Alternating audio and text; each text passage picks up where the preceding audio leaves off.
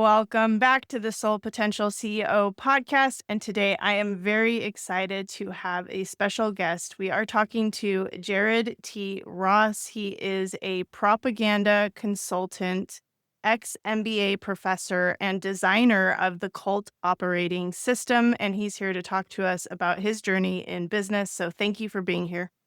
Thank you for having me. We got some unpopular but very powerful things to get into today.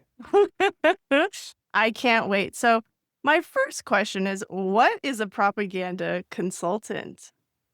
Excellent question. We first need to identify the difference between marketing and propaganda.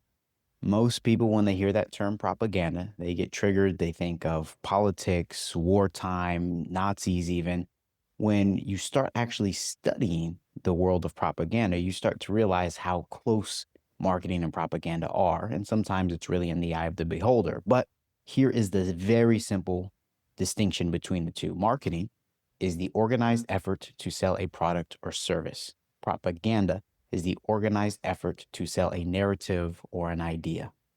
So neither of those, propaganda or marketing, necessarily requires anything dark or unethical or manipulative or any misinformation. Yet both often contain those elements depending on the person wielding those tools. So when I say I'm a propaganda consultant, what I do is I help businesses figure out what is the underlying narrative or idea or belief system that they have to sell to their target audience before it ever makes sense for them to spend money on their products or services. Why is this a game changer or revolutionary in the marketing space? Because I found you through the Cult operating system. And as someone personally who I just don't buy into the notion that cults are right or wrong. I actually have always viewed them as excellent marketing study. And so when I saw your offer, I thought, "Oh, that's brilliant." I've been watching cults and and saying, I even joke, I'm like, "Oh, I'm about to watch this cult documentary and get some marketing tips." And people will go, "Oh my God, how horrible." And I'm like, "What? You're not gonna sell me on something that I don't buy into. That's my choice." Like, I'm not under attack by concepts in general. I like to watch patterns. So I loved that you came out with that frame. And I think it's actually a really great in your face way to look at the ways that we buy into powerlessness as business owners and not utilize narratives or what works in an ethical way. And I'm sure that you've had a job of explaining this to people in your work. Absolutely. So the cult operating system is one small part, one small step within my broader propaganda strategy framework. And this process of building out your own cult operating system for your business basically gives your brand or your business or your community a lot more vibrancy and makes people actually want to be involved, makes people want to spend money with you and be happy to spend money with your business because it gives them that sense of belonging. And this is nothing new. This is what big businesses are doing all the time. It's why people call CrossFit a cult, or Peloton, the in-home bikes, they call them a cult, or Apple users a cult. People use that term usually just to say, oh, well, I don't like them. I don't fit in with them, right? Obviously, there's plenty of, traditional understandings of the word cult and groups of people who are very harmful to themselves or to others. And that's not what the cult operating system is about. It's about building that loyal fan base. It's based on and inspired by cults, cultures, and religions throughout history. Notice how nobody has anything bad to say about cultures, right? You talk Mhm, about someone's personal culture, it's something that you have to respect. But as soon mhm, as you cut off that end of the word and it just becomes cult, now everyone's like, let's attack them. When it's just a culture, all the same. mhm. Some cultures are going to be more conducive to progressing humanity forward than others. And I'm Mhm. here to help people build out those cults, or at least the cult operating systems that will advance their business and humanity forward. Tell me about your journey in business. How did you arrive to the place where you realized that this is the positioning that you wanted to take in your work? I've been an entrepreneur my entire life. going back to 7 years old with the lemonade stands. And so it's always been me trying different things, figuring different things out. And what I found was I'm incredibly skilled at teaching, at taking concepts that are confusing, complex, and boiling them down to their core principles and explaining that in a way where people not only understand, but have an actionable roadmap to move forward and apply these things to their business. And so I've done so many different online businesses. And what I always come back to is whatever online business I'm trying, people always say that they love my marketing. They love how I'm positioning myself, how I'm presenting information or ideas. And I've always kind of had this contrarian flavor to me, doing things a little bit differently than other people. And people resonate with that. A lot of times they resonate with people who are willing to say or do things that people are thinking, but they don't want to say out loud. And it's refreshing when someone is willing to do that. For all his antics, Kanye West, for example, is loved in large part because he says things that people may be thinking, but are far too terrified to actually speak out on. Right. And Mhm. then some things he says that nobody but him agrees with. But nonetheless, that's why he's so polarizing, is because he's willing to say those unpopular things that people think and feel, but don't say out loud. And so now I'm operating in that same space. And my journey into cults, cultures, religions, and propaganda all actually stemmed from a good friend that I had who I observed was doing things and spending money on things that he didn't actually like, believe in, or care for at all. And he was participating in all of this stuff because it was part of his culture. And I would look there dumbfounded. I'm like, why would you spend money on this? Why would you spend your, a whole week doing this stuff that you don't actually believe in? And he would just say, it's part of my culture. I'm like, so? I'm like, so it was hard for me to process and understand why he would just go and do those things despite it not actually being aligned. And it was simply because it was the way his culture, his cult operating system was set up for his group of people. And he was still happy to do those things. And so that kind of sparks me on this journey of analyzing why people were willing to commit themselves to these things that they might not actually believe in just because it provided a sense of belonging or just because it was part of their culture. It was just the way things were. Started studying cults, built out the cult operating system. And then from there, I started studying this concept of propaganda, wondering why people were so afraid of that word and why our military in the US is still using it, and militaries and governments all around the world are using this, why they're still using it.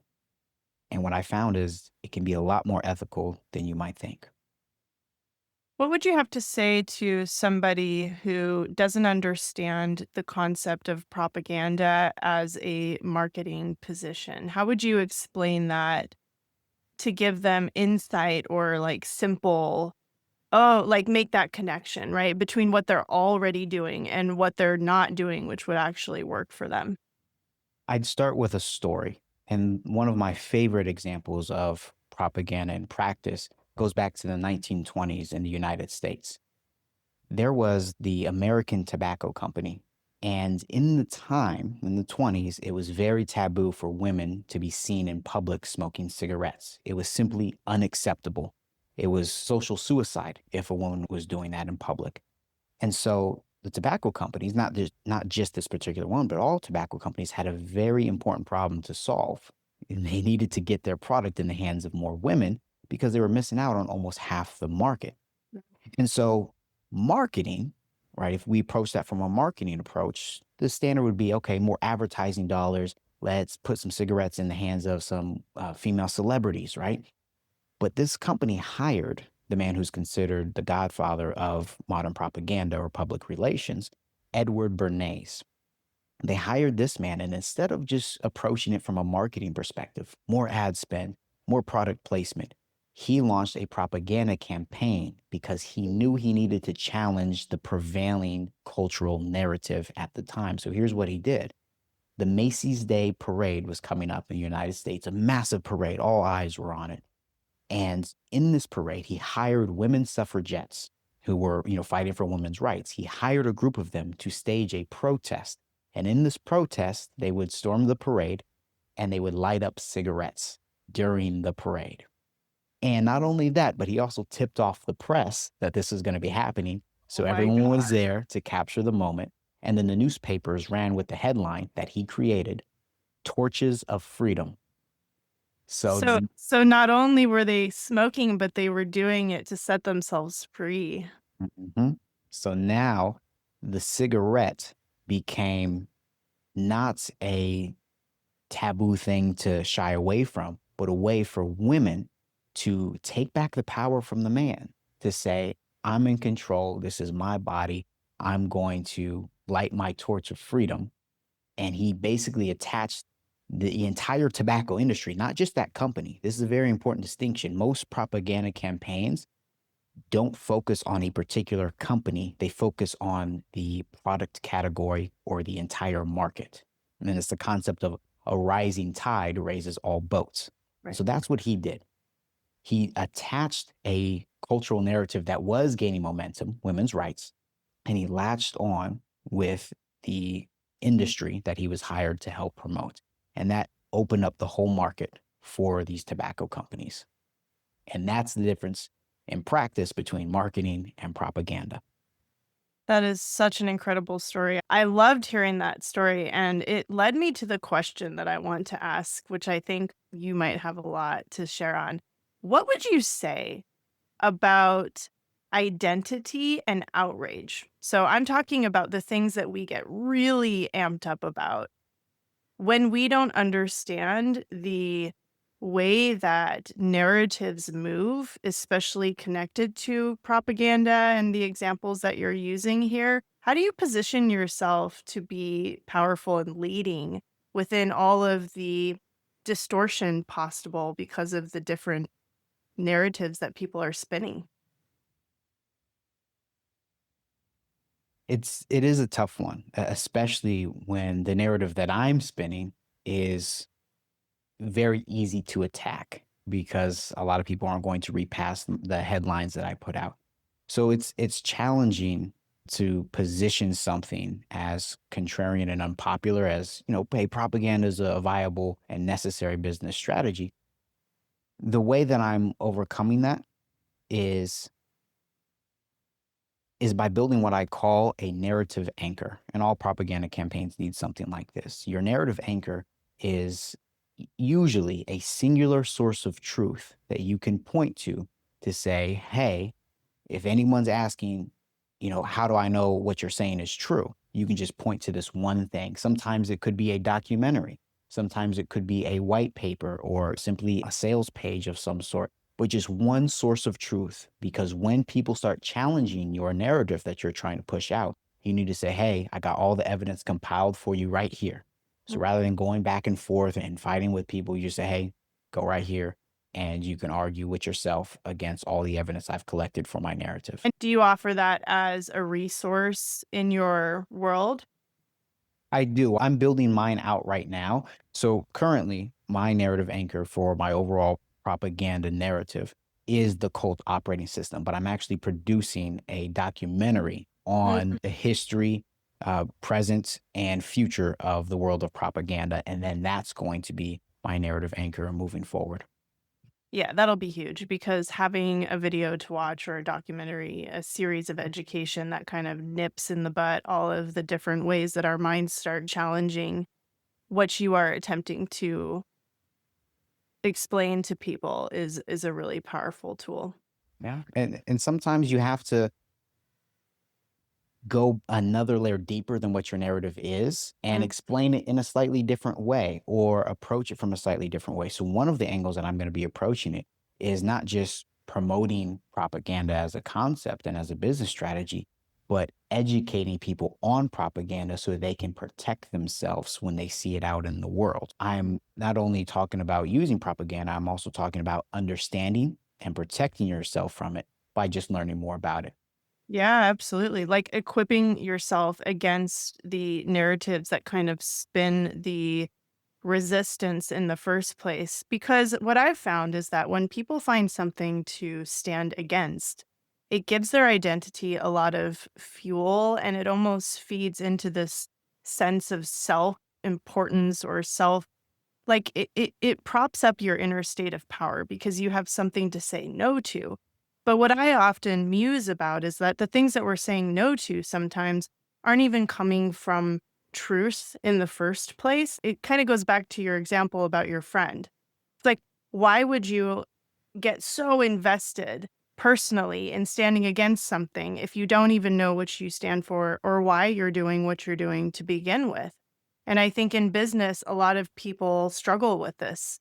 We have an idea of what we want to say in the world, what we're passionate about, how we want to serve, but we haven't really done the work to go really deep, deep, deep into the why or how to get people on board to hear that conversation. I think when it comes to marketing, we think that we're just supposed to sell and we're supposed to explain and we're supposed to execute on offers, etc. And that can be a really exhausting pursuit if you're not aligned in all of the interworkings of how that operates. So I imagine that the propaganda consulting really helps people get under the hood of that and create a compelling Yeah.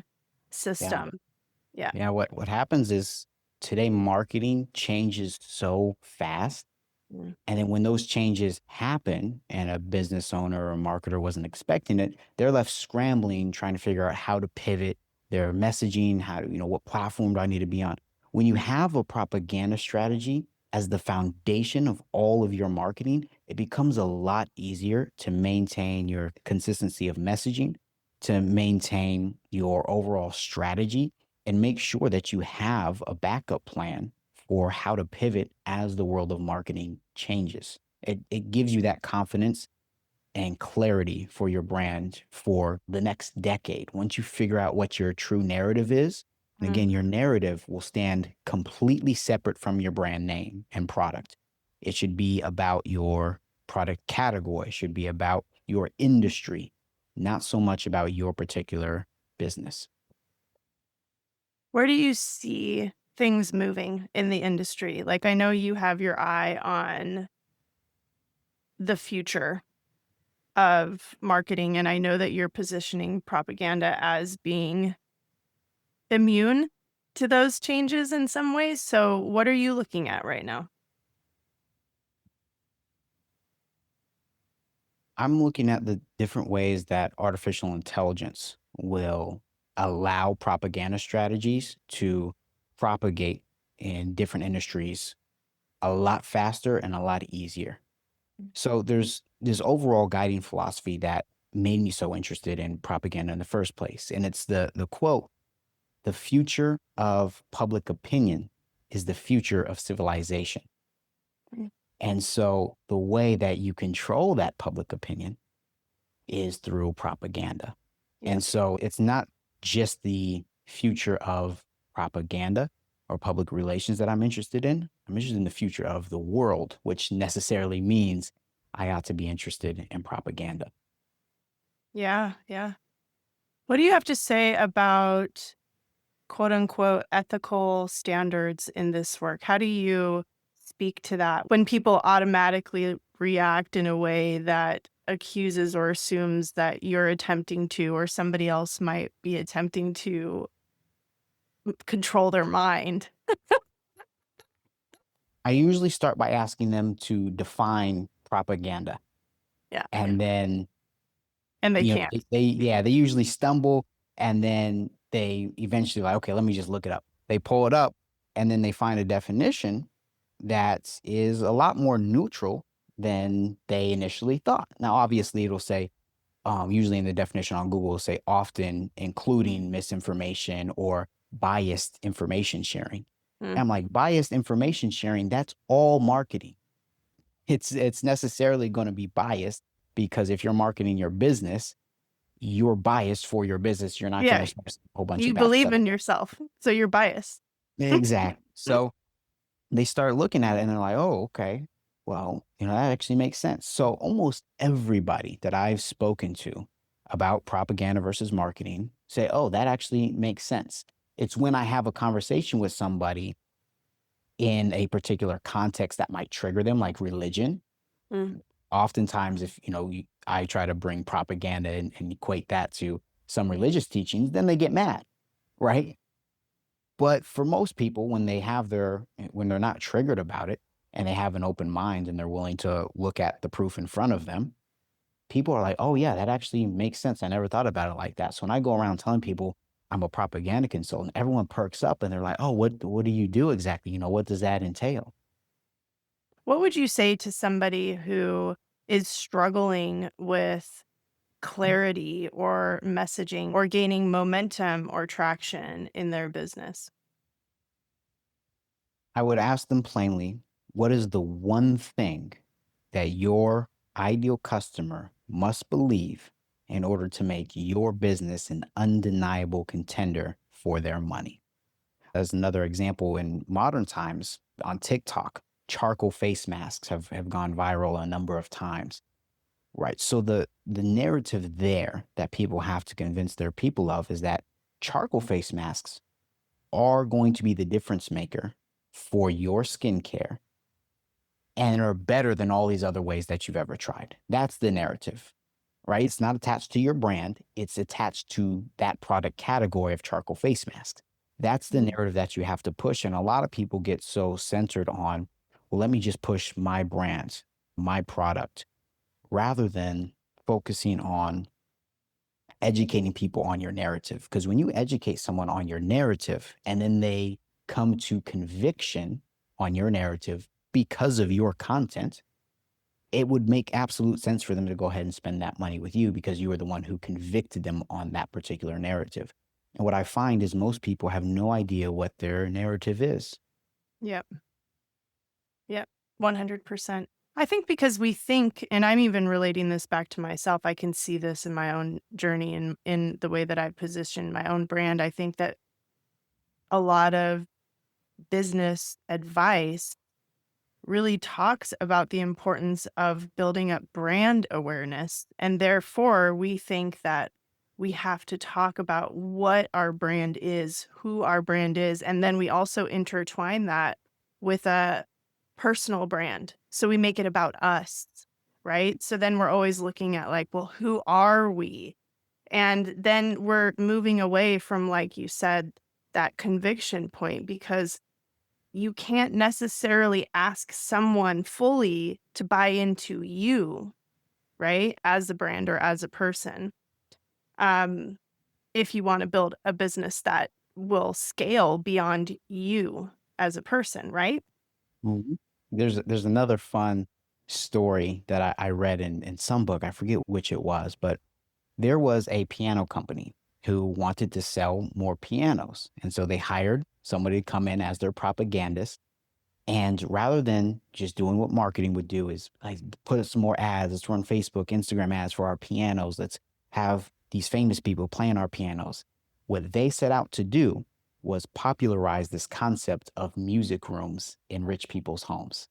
Music rooms becoming a status symbol, saying you're not really that rich and elite. You don't have a music room in your house. And so now celebrities are like, okay, I need to get a music room. I got this spare room anyways in my mansion. So let me turn it into a music room.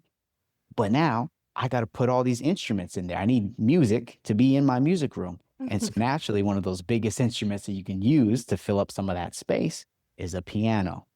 And because that company was the one popularizing the concept of music rooms and, showing different ways to configure and set them up, the essentials you need for your music room, now their piano sales started bumping up.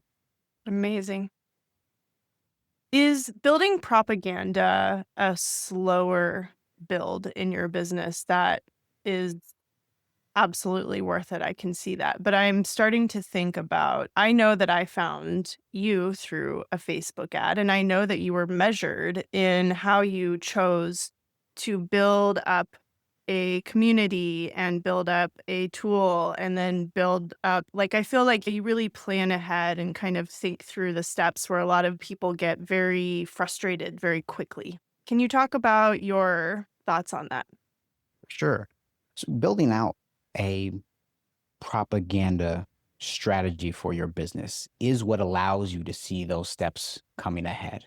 Because propaganda isn't just your underlying narrative, it's not just supportive of your marketing. It also helps you design what your customer journey is going to be like. And there's a specific exercise in building out your propaganda strategy using my framework where you do actually draw out a line and you plot the customer journey.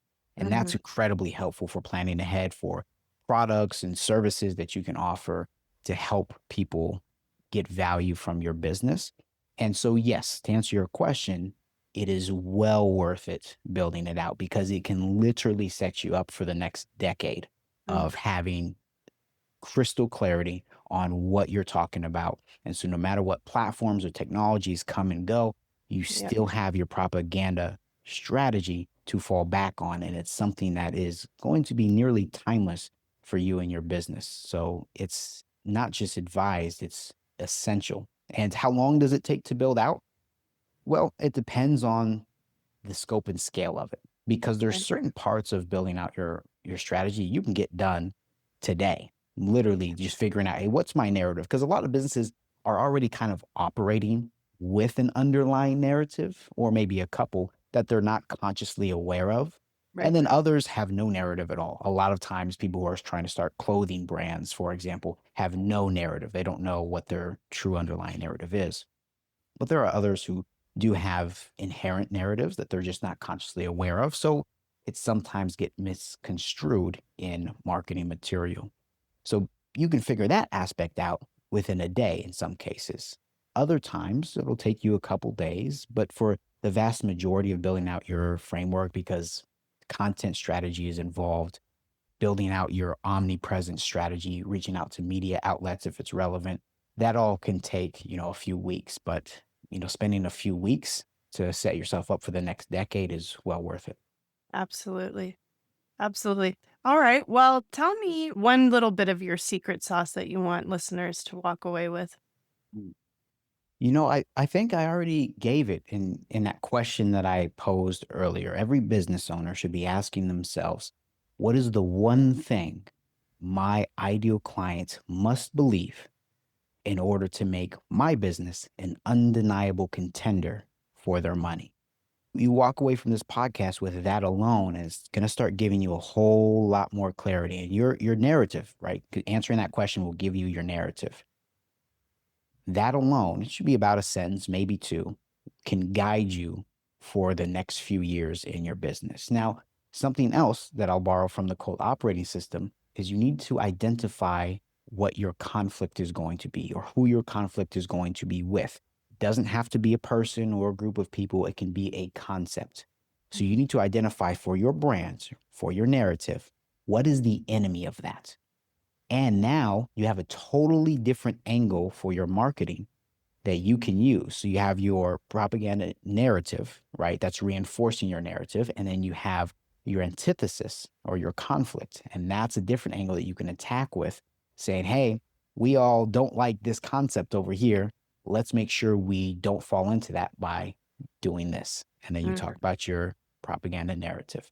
And then one final piece would be to identify your brand archetype.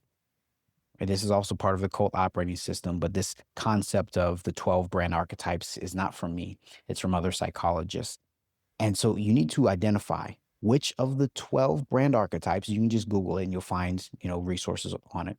Which of the 12 brand archetypes fit your brand and fit your ideal client? Because once you have that, you have more backup and foundation for your entire marketing strategy for the next decade. Amazing. This was so good. Thank you so much. Talk to me about what you're working on and where people can find you.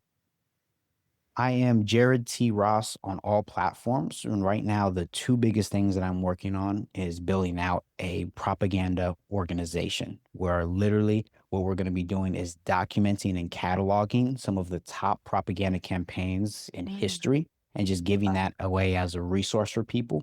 Of course, my propaganda documentary, which will be coming out probably this summer.